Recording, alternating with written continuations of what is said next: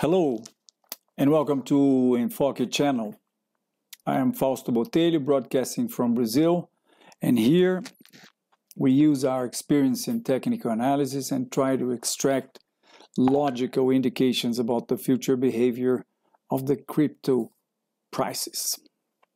So, Bitcoin is being hard to analyze, right?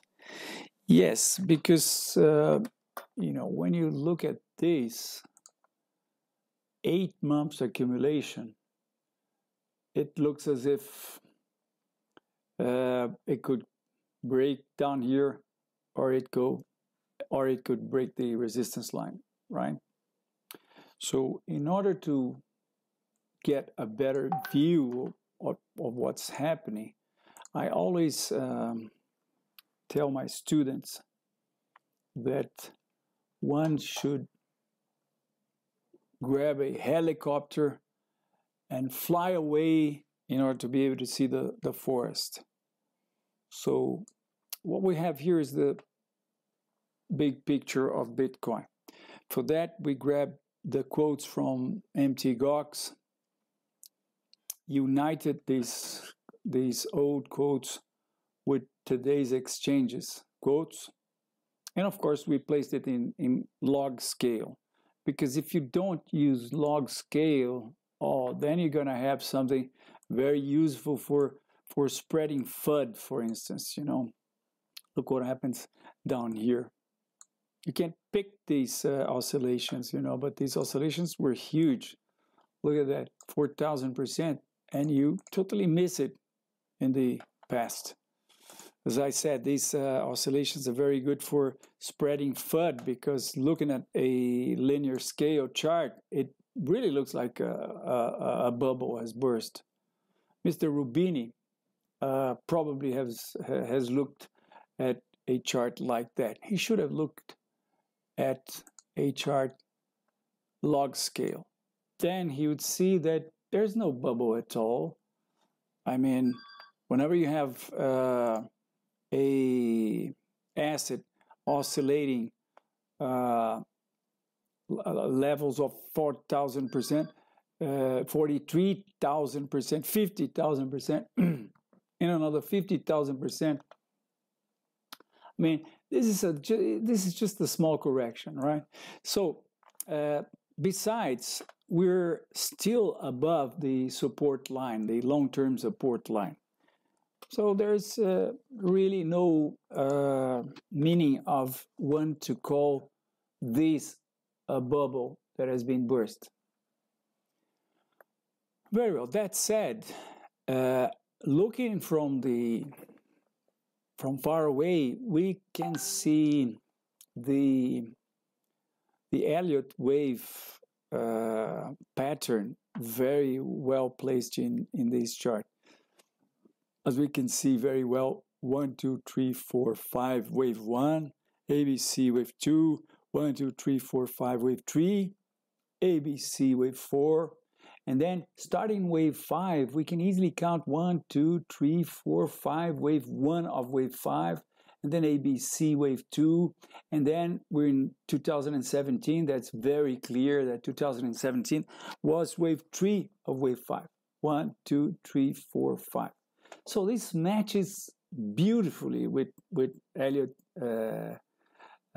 Wave Theory and pattern and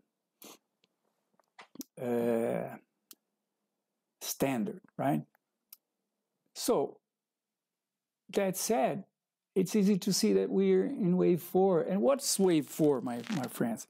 Wave 4 is that one that is, remember, it's just before wave 5. And we're talking of wave 5 of wave 5. So we should expect the biggest euphoria taking place in the market. And I just want to remember one fundamental factor that it's there for anyone to see. And I think it's been under evaluated, which is backed. Backed, as most of you probably know, is the exchange that is going to be set in sales on November, and its parent company, it's ICE, Intercontinental Exchange, which is a company that owns 12 exchanges around the globe and 6 clearing houses. Including in those 12 exchanges is New York Stock Exchange. New York Stock Exchange, which has assets trading there that worth $21 or $23 trillion in market cap, right? So that's as good as it gets in terms of these new class of assets become known and become accepted worldwide by all financial institutions. Actually, the mother of NICE is signing below these new class of assets. They're turning these new class of asset into mainstream. Besides doing a future contract that will have delivery, they also are providing the service, the storage service, and that is the main issue whenever you think of an exchange or a big company or a big hedge fund buying a big quantity of Bitcoin or crypto assets. In terms of potential bullish news, that's as good as it gets. So we're right before wave 5 in my reading, of course, right before wave 5 of something that started at 0 and is now trading at $6,500. And there's these news, and there's other good news as well. But okay, Bitcoin is still hard to move the way we saw it moving in 2017.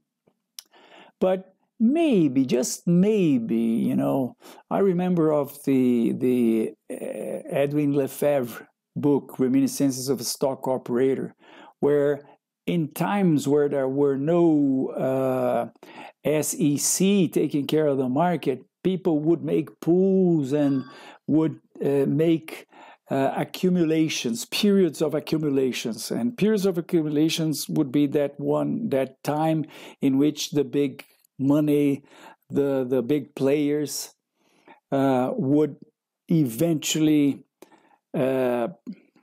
make ways in order for them to accumulate the asset concerning the stock or whatever before they would, you know, just open the gates for the herd. And maybe that's what's happening. I don't know, but we didn't have the sparkling that will ignite this wave 5 of Bitcoin. But I think we're probably very near that. So considering that, and now back to the daily chart of Bitcoin. Let me see if I'm showing the chart here. Yes, I am. And here we go. Some of my colleagues, I think, are looking at this accumulation and thinking we're seeing a descending triangle. But I have good reasons to imagine that, no, we're not in a descending triangle because, you know, I even thought that we were. Whenever we had these, we were having 3 bottoms at the same level and 3 tops and 3 descending tops. But then the market provided us with a bear trap, which I think is one of the most important technical analysis indications that technical analysis can give us. Providing also a inverted head and shoulders here that projected the market back to its resistance line, and then market came back and gave us a drift pattern here. But most important of all, it gave us a bottom above the last bottom. And that, my friends, in technical analysis means something. It really means something. It means that the bears weren't able to produce a new bottom. And that is something that shows that they're getting weaker. As simple as that. Okay, so the market gave us this drift pattern. For you that don't know, drift pattern happens after a swing like this one here, a defined movement, an upward movement, and then it drifts towards the direction of the previous movement. Differs from a flag, which is a drift in the contrary direction, of the previous move. A flag is a profit-taking situation, and a drift is clearly a situation in which a market shows that this upward movement is losing strength. Okay, so well, after that we had another downward movement, and now especially if we go to the 1 hour chart, we see that what's going on here, I think it's we could call these a reversal head and shoulders here in this hourly chart, and that projects an objective of 6,900 around that, right? And well, of course, the market has to break this 6,600 resistance level that has been found, and eventually it may come down again to make a pullback here.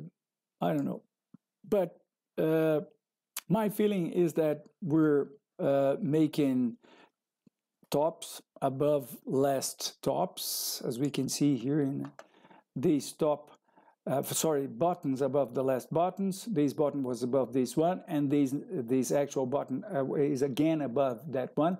So unless this becomes a flag and breaks the 6,000 level, which I don't think is going to happen. Why? Because I think, I didn't say that yet, maybe I think I said last video, we're not seeing a descending triangle, we're seeing a wedge, and a wedge is something that reverts the previous trend. So that's what I'm working with nowadays, and I really think we're most probably going to be testing again the resistance line. Of course, if we break down here, then the market may come down again, but maybe it's just coming down to touch these downward line from the descending wedge.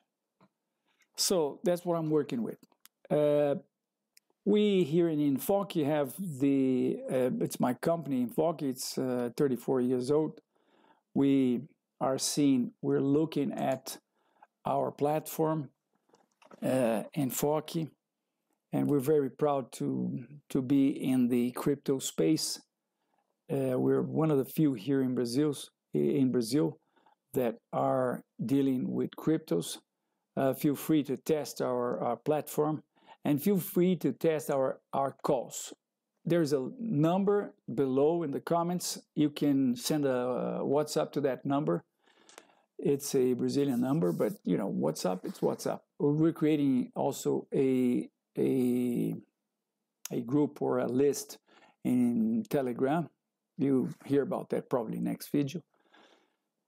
And then you'll be receiving, here in Terminal Enfoque, if you have Terminal Enfoque, you'll be receiving the calls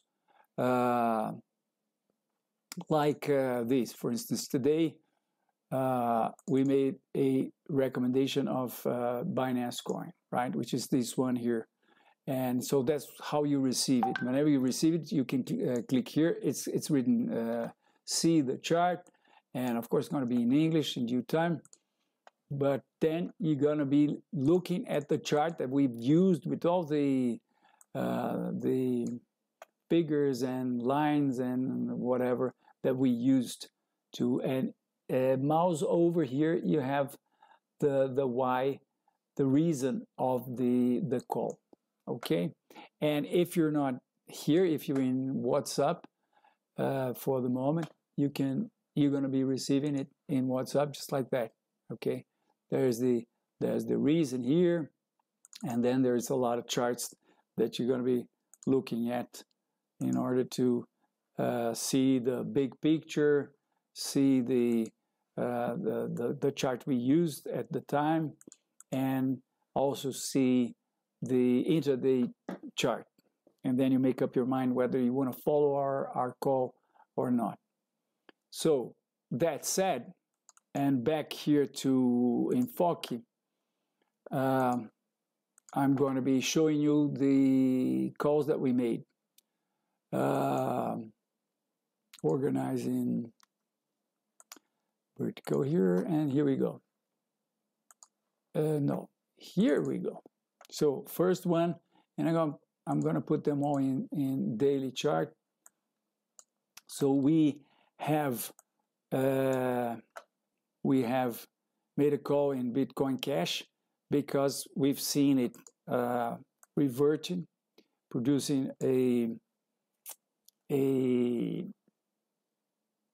morning star here in the guideline of this downward channel. And then we go to the 60-minute chart. As it didn't work quite as well, quite as we were expecting, then we've tightened the stop, right? So the stop is right below this button here. So with that, we decreased the risk from around 9.3% to around 5.5%. That, of course, doesn't mean that you are going to lose 5.5 or 9.6% of your capital, right? That's because the way we trade is with something called position sizing, in which you're going to regulate the size of your position, and our terminal has a tool which is a risk control tool, in which you regulate your parameters. You specify your capital. You can specify your capital in Bitcoins, and then you specify the risk parameters that you want to follow. Basically, whenever you receive a call from us, or whenever you yourself make a plan for a trade, the tool is going to suggest you a size for your position in order for you to lose always the same amount. And that amount is a certain percentage of your capital, of your total capital. Because, my friend, if you lose always the same, you're going to be able to keep balanced your mind, your psychological part of the trade. And the psychological part of the trade is 80% of what it takes for you to be a successful trader. I say that, I sign below, and another tens of authors of technical analysis, authors like me, will be saying say exactly the same thing. The psychological part is the most important. And for that, you have to take your trades, and especially the losses that your trades will eventually produce, you have to take them. It's like you're fighting box. You can take jabs, but you can't take an upper or a direct punch in your head, because you're gonna fall. And if that happens, you're gonna be looking at your screen and you're gonna see there blinking, game over, game over. That's the only thing that can't happen. So we're going to be producing videos about position sizing. That's the most important thing. Our software has a tool that will calculate the size of your position automatically. It will propose to you a position size, and you're going to be looking at it, and you're going to be seeing that if you use that position size, you're going to be losing eventually. If your stop is hit, you're going to be losing some percent amount of your total capital, and so on. So back to business here. I have as I said in Bitcoin Cash, we've raised the stop and we wait. Binance Coin, we just bought around here. The objective is 0.0019 and the stop is below this reversal here, right? Sorry. Oh, sorry again. It's cold here in Brazil at this time, here in the southern part of Brazil. Ethereum, we bought it here, and we also raised the stop already. Stop is below this accumulation here.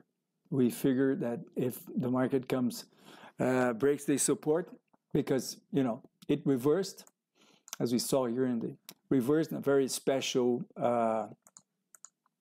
place, is a very important support area. And so the contest of this reversal pattern is very good. But if it breaks the support, as I said, coming back to the 60-minute, to the 1 hour chart, then it might as well come in and take our stop here. So we've decreased our risk and raised our stop. So that's our situation in Ethereum. We also recommended Monero in one of our calls. It's doing very well. That was yesterday. But we have so far as well raised the stop. Why? Because we think that's support good enough. And the market is on its way. We recently raised the stop. So the market is on its way. It should be going now. Right. Afterwards, eventually, if it produces a flag here and then another flag there, we're going to be falling back to, we're going to be getting back to our basic strategy, which is to place our stop below the second technical event. It used to be below the second support, but then we've used now second technical event, because if the market eventually give us a possibility to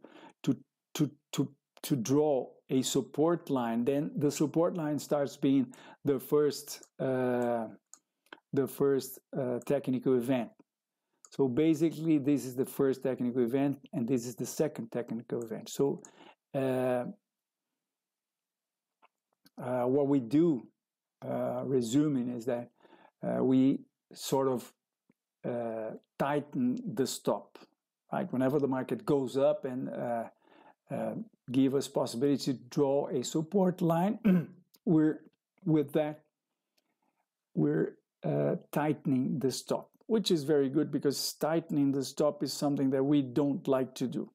Actually, here in our team of traders that produce these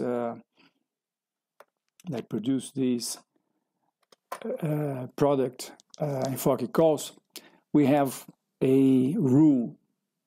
I'm in command of the calls. I make the calls, but I don't decide when to move stops upward or downward if we're short.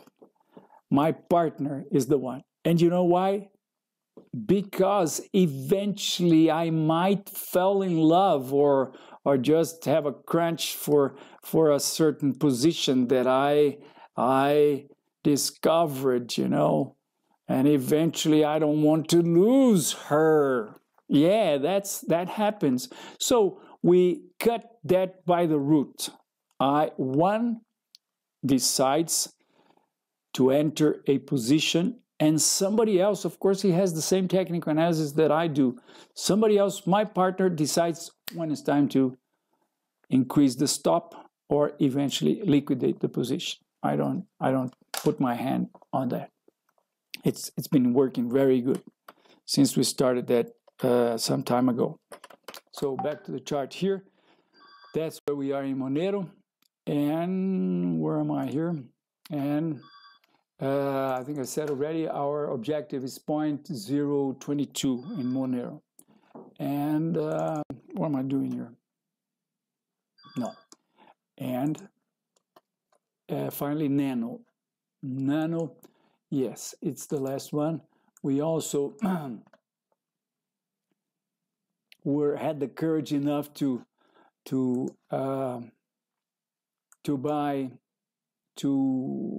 call a long position in Nano after it had gone up 42%, because we're expecting something like that to happen. And but we have also brought stop to right below this candle here, practically in the profit area, because we were, as I said, we risked a little bit because the stop was 15.6 away from our entry size. So we're in the market now. Our customers are in the market. They just bought Nano. They eventually, of course, bought Nano, which is an asset that rose in a couple of days, in half a month. It rose 330%, and they have a chance for it to repeat it. And they're now, if it goes again, it could raise some 200%. And it's very nice because they're in a position that they don't lose. They eventually will come out of the market. Of course, they have to place the stop. The stops must be placed in a nice exchange that has liquidity and so on, right? So thank you very much for watching the video until now, the end. If you like it, please help us spread the word, tell your friends, and don't forget to subscribe and click the bell if you want to be advised about new videos. Also, if you give us a thumbs up, it helps the algorithm of YouTube to think that we're the guys. Thank you very much. See you next time.